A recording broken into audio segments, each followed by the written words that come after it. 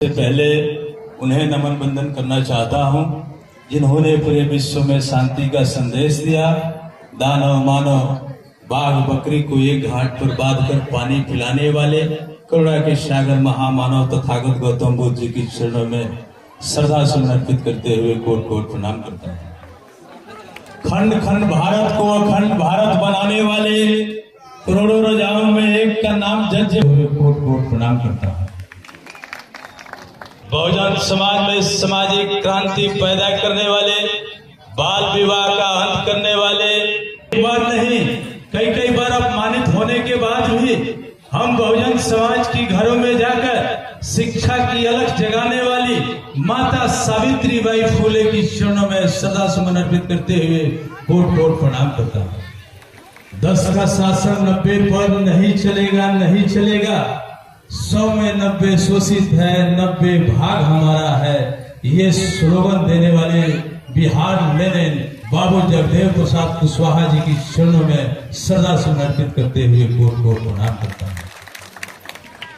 इन तमाम महापुरुषों के अधूरे सपने को, विश्व से सुंदर इस देश को संविधान देने वाले भारत रत्न बोधिसत्व बाबू कोटि प्रणाम नमन करता हूं। साथ ही साथ इन तमाम संत महात्मा महापुरुषों के अधूरे सपने को पूरा करने वाले बाबा साहब का दूसरा नाम, जिस समाज को पहनने को लगता नहीं था, उस समाज को सत्ता थमाने वाले वाम से PS4 बहुजन समाज पार्टी के संस्थापक मानवर कांति राम साहब जी की चरणों में सदा सुमन अर्पित करते हुए कोट कोट प्रणाम करता हूं। सम्मानित साथियों, आज बाबा साहब डॉक्टर BR अम्बेडकर जी की 135वीं जन्मदिन के उपलक्ष्य में जमुना बाजार के प्रांगण से भव्य शोभा यात्रा का आयोजन भी किया गया था और साथ ही साथ एक अस्थायी कार्यक्रम भी आयोजित की गई थी। इस आयोजन और भव्य सभा को सफल बनाने के लिए आप तमाम माताओं बहनें, मेरे हम उम्र, मेरे नौजवान साथी, मैं स्वतंत्र कुमार जिला अध्यक्ष बहुजन समाज पार्टी दिल की गहराइयों से आप सभी का हार्दिक वंदन अभिनंदन करते हुए एक बार क्रांतिकारी जय भीम नीला सलाम करता हूं। गरज उठा गगन सारा, समुद्र छोड़ा अपना किनारा, जब गूंजे जय भीम का नारा। सम्मानित साथी, यहाँ तमाम वक्तागण आए, अपने विचारों को रखा।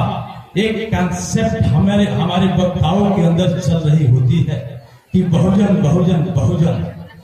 आपसे मैं पूछना चाहता हूं, इस देश में इस बहुजनों को अधिकार कब दिया? आप सब पढ़े लिखे शिक्षित लोग हैं और यह बैनर भी SC ST कर्मचारी संघ के तत्वाधान में इस कार्यक्रम को मनाया जा रहा है। इस देश में संविधान को विद्यमान हुए 77 साल लगभग होने जा रहे हैं। मैं आपसे पूछना चाहता हूं, हमारे समाज के लोग कहते हैं बाबा तेरा मिशन अधूरा, हम सब मिलकर करेंगे पूरा। अरे भैया, 77 साल हो गए, ये बाबा साहब का कौन सा मिशन है जो हम 77 साल में पूरा नहीं कर पाए? सम्राट अशोक के सपने को पूरा नहीं कर पाए, ज्योतिबा फुले के सपने को पूरा नहीं कर पाए। 77 साल एक जुग कहा गया है, आखिर इसका क्या कारण? यानी यह बहुजन समाज के लोगों को 6743 जातियों में विभाजित कर दिया गया है, जो अपने आप को कोयरी, कुर्मी, कुहार, लोहार, सुनार, बढ़ाई, अहिर, कोयरी, चमार, जुसार, धोबी, मुसहर, पासी, इन तमाम जो क्राइटेरिया में बांट दिया गया है। शायद इसका तो दिन नहीं कि बाबा साहब को अधूरा सपना नहीं हो रहा है। बाबा साहब डॉक्टर BR अम्बेडकर ने कहा था कि यह देश 4 मंजिला इमारत की तरह है, जो जिस मंजिल में पैदा होता है वह उसी मंजिल में मर भी जाता है। यानी जो नीचे है ऊपर जाने की कोशिश करता है, लेकिन ऊपर आने वाले लोग उससे ऊपर जाने नहीं देते हैं। इसलिए बाबा Saheb doctor B R Ambedkar ने कहा है कि जो जिस मंजिल में पैदा होता है उसी मंजिल में मर जाता है। कि जयंती पूरे केवल भारत में ही नहीं, विश्व के 135 देशों में मनाई जा रही है। और बाबा Saheb doctor B R Ambedkar को जन जन की मनाने के लिए क्या ये जो पर्व चल रहा है, जो त्योहार चल रहा है, इसमें केवल हमारे ही माथे थोपी गई है क्या? क्या उस संविधान ने केवल हमारे ही बच्चे को संविधान अधिकार देता है क्या? जो भी SC, ST, OBC, माइनॉरिटी और अपर कास्ट के भी लोग हैं, उन्हें भी संविधान समता का अधिकार देता है, संपत्ति में बराबरी का अधिकार देता है। आपको पता होगा कि आजादी से पहले हमारी घरों की महिलाओं की क्या स्थिति हुआ करती थी। इसलिए मैंने कहा कि एक बार नहीं कई बार अपमानित होने के बाद भी, यानी माता सावित्री बाई फुले जब इस समाज को शिक्षित बनाने की पीड़ा उठाया, तो उस समय जब माता सावित्री बाई हम बहुजन समाज की घरों में शिक्षा की अलग जगाने के लिए निकली, उस समय ये कीचड़ फेंकने का काम किया करते थे। माता सावित्री बाई फुले एक साड़ी अलग से एक छोरे में लेके जाती थी।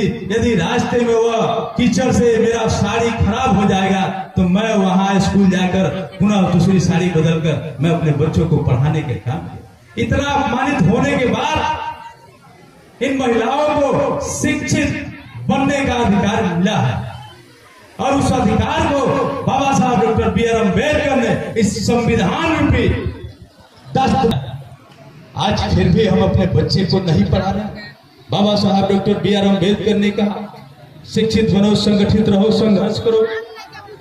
हमारा समाज शिक्षा के मामले में लगभग उसका स्तर पहले से काफी बेहतर हो चुका है, लेकिन Baba Saheb doctor B R Ambedkar फुट फुट कर अपने कमरे में रो रहे होते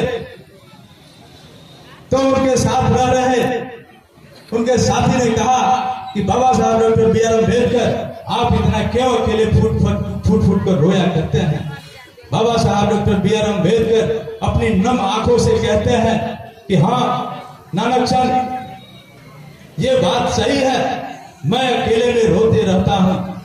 मैं देख रहा हूं कि यह समाज मेरी जो सोच थी, जिसके लिए मैंने अपनी 4 बेटों की कुर्बानियां दे दी, लेकिन आज वह समाज मजदूर लोग हैं, वे हमें धोखा नहीं दिए।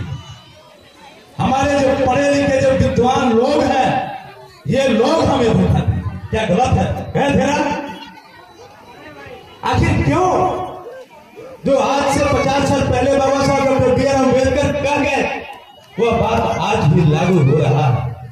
इसलिए मैं कहना चाहता हूं, बाबा Saheb doctor B R Ambedkar किसी एक जाति के नहीं थे। बाबा Saheb doctor B R Ambedkar इस देश के लगभग 1 करोड़ 40 करोड़ जनता के मसीहा, उनके जीवन दाता, उनके मुक्ति दाता बनकर इस देश में आए। यदि कोई जातिवादी हीन मानसिकता वाले लोग अगर बाबा Saheb doctor B R Ambedkar को किसी एक जाति विशेष की नेता को मानते हैं, तो यानी उनके कद और प्रतिष्ठा को हमारे बीच कमजोर करने का प्रयास करते हैं, हमारे मिशन को अखंडित करने का काम करते हैं। सम्मानित साथियों, बहुत सारे वक्ताएं होंगे, इसलिए मैं कुछ इतना ही कह के मैं विदा लेना चाहता हूँ। हिंदू धर्म से नफरत करो, ये कुरान नहीं कहता। भारत की मस्जिदें तोड़ो, ये श्री राम नहीं कहता। पानी की कोई जात नहीं होती, रोटी का कोई धर्म नहीं होता। जहां इंसानियत जिंदा है वहां मजहब की बात नहीं कहते। कौन कहता है हिंदू धर्म खतरे में है? कौन कहता है मुस्लिम धर्म खतरे में है? ऐ मेरे समाज के चंद लाख लोगों, अपना चश्मा उतार कर देखो, इन चंद गद्दार नेताओं के कारण हमारे देश का संविधान खतरे में है, हमारे देश का संविधान खतरे में है। जय भीम, जय भारत।